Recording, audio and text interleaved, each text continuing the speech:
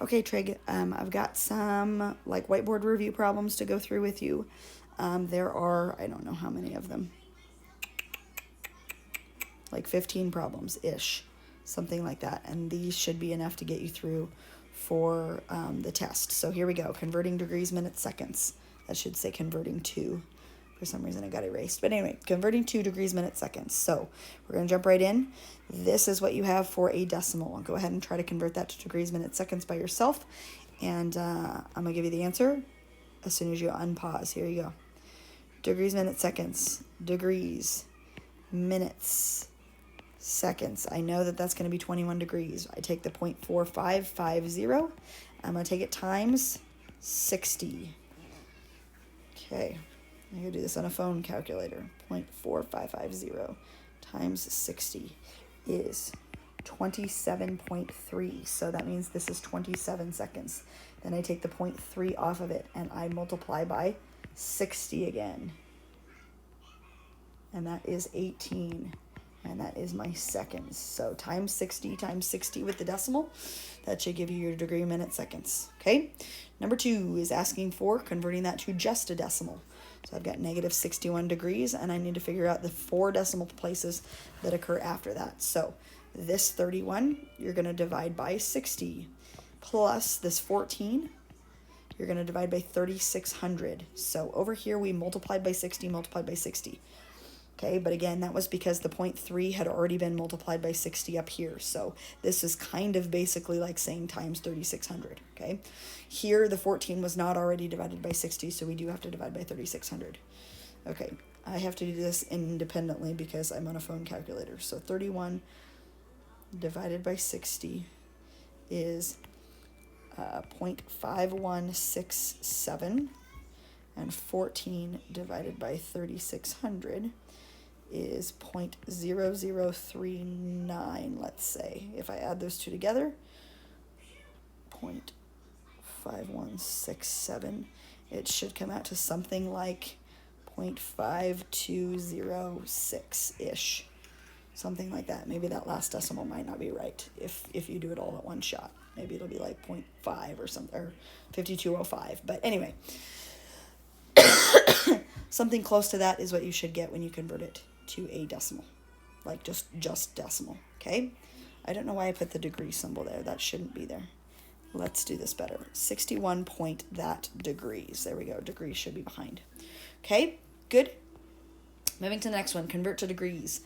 Pi over 180 or 180 over pi. I'm going to do 180 over pi in this case so that the pi's will cancel. And degrees is all I have left over. You want to make sure that, I guess in here you shouldn't end up with any decimals. So when you take 15, well, you might end up with a decimal, I should say. You could take 15 and 180 and reduce those, or you can just literally take 14 times 180 and divide by 15. That will work also. So I'm going to do that. 14 times 180 and divide by 15. And that is 168 degrees is what you should get. 168 degrees. Now, 14 pi over 15, this is a little less than 1 pi, and 1 pi is equal to 180 degrees. So we're a little less than 1 pi, which makes sense. 168 is a little less than that, so we're good to go. Okay, convert to radians. I'm going to make this a fraction over 1, and I'm going to do pi over 180. This is where you should not have any decimals because you leave your pi in the answer. So my degrees are going to cancel. My 0 is going to cancel, and then 41 and 18 I need to make sure is reduced. Let's see, 41 maybe is prime. You can't divide by 3, you can't divide by 6. So it literally might just be negative 41 pi over 18. I think that's all you can do. Well, that wasn't very nice. Anyway, or maybe it was nice, I don't know. Negative 41 pi over 18, that's all you can do. Don't convert it to a decimal. Okay? All right, number 5, they're asking you to solve for x. Okay, so this is going to be a SOHCAHTOA problem. 42 is my degree, and then I have the adjacent side, and I'm looking for the hypotenuse side. So I want to know the trig function that is h and a, which is cosine. I do cosine of 42. and that is equal to adjacent hypotenuse, that's 12 over x. Okay, and this is the problem where I have x in the bottom, so I have to flip these two. Okay, so x is equal to 12 divided by cosine of 42. Now that is not inverse cosine. You want to be in degrees still because 42 is a degree. Okay, so take 12 divided by cosine 42. I don't know if my calculator can do this. Let's see. 12 divided by 42 cosine, enter. I got, and I'm going to see if this even seems appropriate, x equals 16.15-ish. I'm going to go with that and say that that is probably true because the hypotenuse should be bigger than 12. So I'm going to say 16.15 sounds about right. Okay. Number 6, this is where you're going to use the inverse sine, inverse cosine, inverse tangent because you're solving for the angle. So 4 is going to be your opposite, 7 is your adjacent. So I'm going to use tangent. I'm going to say tangent of x goes in there. And I want x to be in degrees, so I'm going to keep my calculator in degree measure. Tangent is opposite over adjacent, so I'm going to put 4 on the top and 7 on the bottom. And this is where you're going to take the inverse tangent of 4 over 7. Okay, let's see if I can do it. 4 over 7. And, oh, I think I can. That is not correct because I'm in radians. Haha. Did you know you can switch your phone calculator to radians? I did not even know that was a thing. 4 divided by 7, enter. Second tangent. That's still not right. Go back. 4 divided by 7, enter. Inverse tangent. There we go. That's better. X equals 29.74 degrees. Okay, I was getting like 5 something. Okay, 29 degrees, that sounds a little bit better. So that's what you should get for number 6. Okay, all right, find cosine for the point 2, -3. This is where we put it on our coordinate plane. So 2, -3 is going to be this terminal side, or like terminal dot. And I have 2 and -3 are the sides of my triangle. I need to find the hypotenuse. So 2 squared plus -3 squared equals c squared. This is 4 plus 9 equals c squared, which is 13. So I have the square root of 13, and it is positive square root of 13 because your hypotenuse is never negative. Okay, they want cosine of theta, and theta lives right here. So cosine is adjacent, it's a over h. A over h. Okay, the adjacent side is 2. The hypotenuse side is the square root of 13, so I have 2 over the square root of 13. But when we rationalize, that's actually 2 square roots of 13 over 13 is what you should get for your cosine value. Don't give me a decimal. Make sure that he is in units that look like that. Okay? All right. Number 8. They want one positive and one negative coterminal angle. Okay? Coterminal means one more circle around. So we're either adding and subtracting 360 if it's in degrees, or we're adding and subtracting 2 pi if it's in radians. Okay? So here, this is a degree, and we're going to add 360 and get a number, and we're going to subtract 360 and we're going to get a number. Okay? Now, sometimes if he's a big enough number or a negative enough number, you might have to add 360 twice to get a positive and a negative. Or you might have to subtract 360 twice. Like if it's 900 degrees and you subtract 360, you're still going to get a positive number, right? Okay. All right. So adding 360 would give me 240 degrees. So that's coterminal. And subtracting 360 will be negative 480. That's going to be another coterminal. So those two will give me one positive, one negative. Okay, all right, here I'm going to add 2 pi, and I'm going to subtract 2 pi. Now I need a common denominator, and the denominator is 4. So this is like adding 8 pi over 4 and subtracting 8 pi over 4. Okay, so 5 pi over 4 plus 8 pi over 4 is like 13 pi over 4. Okay, that's my positive one. 5 pi over 4 minus 8 pi over 4 is negative 3 pi over 4, I think. Yeah. 4. I don't know why I put 3 on the bottom. 4, negative 3 pi over 4. So I have my positive one here, and I have my negative 1 here. That'll work. Okay, coterminal means it's just one more circle around. So adding 360 or adding 2 pi. All right, 9 and 10. Let's see. Here we go. They are wanting us to simplify or do stuff to try to reduce it. Okay, cosine and cotangent. My 2 strategies were, number 1, look for any trig function squared, or look for the number like 1 equals 1 or something like that. Okay, if it is, you're going to use a Pythagorean identity. I don't see that here. Okay, so number 1 is not going to work. Number 2 is switching everything to sine and cosine. Sine and cosine it all. So this cosine up here is going to stay the same. Cotangent on the bottom, if you look on your unit circle, cotangent on the bottom is cosine over sine. Okay, so I've got cosine here on the top divided by cosine over sine. So what I'm going to do is I'm going to keep flip this to the top. So I've got cosine of x times, this will be sine of x over cosine of x if I flip it to the top, right? Like this flipped around will end up being this, and I'm multiplying now. I could put this over 1 if I want, and then this will cancel out. So that everything after it's all said and done is going to reduce to sine of x.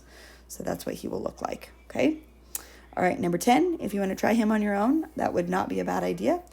1 over cosecant is sine squared, right? Like 1 over cosecant is sine, so 1 over cosecant squared is sine squared, plus 1 over secant squared is cosine squared. What the heck? And sine squared plus cosine squared equals 1. What the heck? That's what it reduces to, right? This is a Pythagorean identity at the end, right? After I flip these, it's sine squared plus cosine squared, but that's equal to 1. So 1 is the correct answer. Like 1 is it. Huh, that's interesting. Okay. All right, next one. I have 11, and then I have 11b. So I'm going to give you 2 examples of those just so that you can see too. They're both going to be exactly the same. I have a circle with a radius of 7, and I want to find the arc length for 100 degrees. So 100 degrees is going to be about here. Like it's a little bit more than 90 degrees, and I want to find the distance that this is, right? That is called the arc length. Arc is like that little archway there, okay, for 100 degrees. Now, I don't know if you guys can judge this very well, but if this is a length of 7, this looks a little bit longer than 7. Maybe not quite double what it is, right? Maybe like 11 or 12 or something like that, right? But it looks like it's longer than 7 units, right? If this is 7 units here for the radius, that's going to be longer than 7 units, okay? We are looking at circumference, right? Like a portion of the circumference, okay? And circumference is equal to 2 times pi times the radius. So if I were to do the circumference of the whole circle, the whole circumference would be 2 times pi times 7 or 14 pi. That's what that would be, right? 14 pi. But I don't want the whole circle. I only want 100 degrees of it, okay? So the fraction of the circle that I'm wanting is actually just 100 degrees out of the 360. That would make the whole, right? This is the fraction of the circle that I'm wanting, is 100 out of 360. So I'm going to take 14 pi, and I'm going to multiply the pi through on this one. 14 times pi times 100 over 360. And it gives me 12.2, oh, come on, erase, 12.22-ish. And that is in, it doesn't say what the units are. 12.22 inches or whatever the units are in, okay? Now that's about what I guesstimated, right? I guesstimated that that was going to be more than 7, but not quite double, right? So 12.22 seems about right, okay? All right, you try number B, or part B, because it's the same thing again, but this time our diameter is 10, okay? So we don't want diameter, we want radius, and we want our arc length to be 300 degrees, okay? All right, so you try it on your own, and I can and pause, and then come back to this. I'm going to solve it now. So I'm going to get rid of my 10 here, and I'm going to instead just put 5 in this spot. And 300 degrees is 270 would be 3/4 of the way, right? Like from here all the way around to here. So 300 is about that far. I'm looking for this much, okay? And if the radius is 5, like that's going to be a pretty hefty way around. Like, I don't know, maybe like 30 something. I don't know, something like that. 30 units around, maybe 25 units around, right? So the whole circumference would be 2 times pi times the radius, and the radius is 5. So my whole circumference would be 10 pi, but I'm only looking for 300 degrees of it. And I only want 300 degrees, 300 out of the 360 degrees. I only want that much. So I'm going to do my calculator thing, and I'm going to do 10 times pi times 300 over 360. And that gives me 26.18. That was about what we said, right? 25 to 30. Okay, so doing that guesstimation can really kind of help you, because then when you get the answer, you're like, yeah, I think that's about right. Okay, that was 11B. All right, next, we're talking about reference angles. Okay, so let's go to 400 degrees. I don't like 400 degrees. Let's not do 400 degrees. Let's do instead, subtracting 360 would give me a coterminal angle. So 400 minus 360 is going to be the same as 40 degrees. 40 degrees is here in the first quadrant, right? So 400 degrees would be like around there, like more than one full circle, right? And when they're looking for the reference angle, they're looking for the bow tie angle. So they're literally looking for how many degrees would this be right here, which is in fact 40 degrees. Like that makes it really nice for you, okay? For 170, this is negative 170.